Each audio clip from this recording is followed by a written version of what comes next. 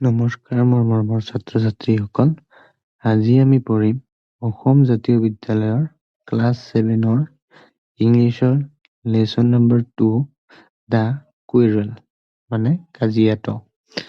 তো আজি আমাৰ প্ৰথম কোৱেশ্চন হৈছে who is the poet of the poem the quarrel. The quarrel নামৰ কবিতাটিৰ কবি কোন?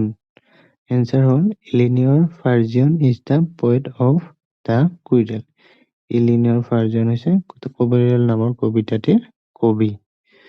2 number, whom did the sister quarrel with? ভনীয়েকজনীয়ে কাৰ সৈতে কাজিয়া লাগিছিল? Answer, one day a sister quarrel with her brother in the poem. কবিতাটিত ভনীজনীয়ে তাইৰ ভায়েকৰ লগত কাজিয়া লাগিছিল।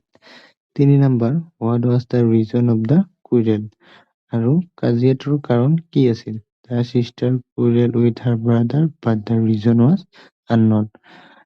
ভনীয়েকজনীয়ে তাইৰ ভায়েকৰ লগত কাজিয়া লাগিছিল আৰু সেয়াৰ কাৰণটো আছিল অজ্ঞাত। 4 number, what did the brother say at first? ভায়েকজনে প্ৰথমে কি কৈছিল? Answer, the brother said at first that he was right. ভায়েকজনে প্ৰথমে কৈছিল যে তেওঁৱে শুদ্ধ আছিল। 5 number, why did the brother say that the afternoon turn black? ভায়েকজনে কিয় কৈছিল যে আবেলিটো ক'লা হৈ গৈছে?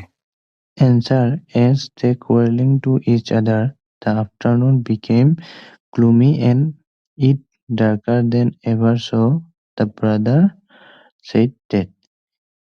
ইজনে সিজনৰ লগত কাজিয়া কৰি থকাতে আবেলিটো ম্লান হৈ পৰিল আৰু আগৰ তুলনাত অন্ধকাৰ হৈ পৰিল, সেয়ে ভায়েকজনে তেনেকে কৈছিল।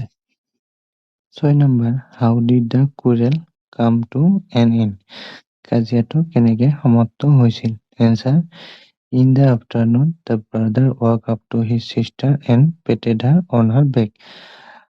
আবেলি কি কৰিছিল? ভায়েকজনে ভনীয়েকজনৰ ওচৰলৈ গৈছিল আৰু পিঠিত থপথপিয়াইছিল।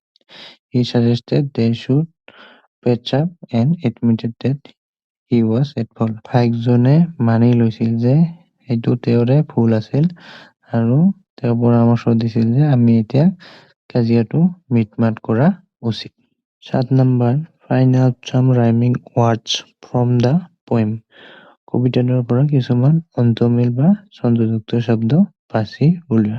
এনসাৰ, ব্ৰাদাৰ হলে আনাদাৰ হ'ব, ষ্ট্ৰং হলে ৰং হ'ব, লং হলে ৰং হ'ব, এবাউট হলে আউট হ'ব, আনাদাৰ হলে ব্ৰাদাৰ হ'ব, ৰাইট হলে নাইট হ'ব, শ্লাইড হলে ৰাইট হ'ব, ব্লেক হলে বেক হ'ব।